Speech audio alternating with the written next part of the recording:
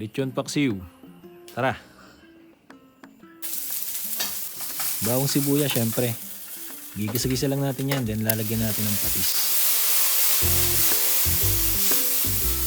After nyan, lalagyan na natin yung ating yempo. Gisa-gisa lang din, syempre. Then lalagyan natin ng dark soy sauce. Gusto kasi natin dyan, medyo mapula. Yan, ayos na yan. Lalagyan na natin yung sarsa natin. Mangtuma, syempre. Lagyan natin ng konting tubig. Then sasairin natin yung bote at sayang yan. Nilagyan ko yan ng suka, paminta, pamintang durog, tsaka pork cube. Para talagang kapit na ang lasa niyan. Then na yan, hayaan na lang natin yung maiga. Nakakalimutan ko pala ang laurel. Naglagay ako ng 2 piraso. Then lalagyan ko rin ng konting sugar para kompleto na tayo.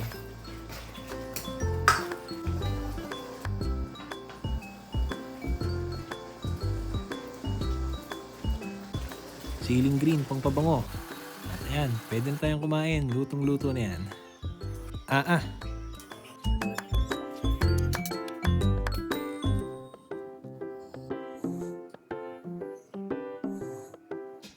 Titikman natin syempre. Ayos.